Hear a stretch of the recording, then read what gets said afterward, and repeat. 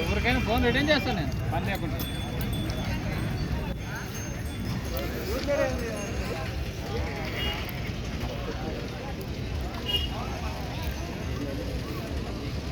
ఎన్ని పాల కొడలు కృష్ణ ఇవి? ఇది 4, అవతల 6. ఏం రేట్ అంటున్నావు? 1,50,000 అడిగిపోతుండ్రు ఎవరన్నా?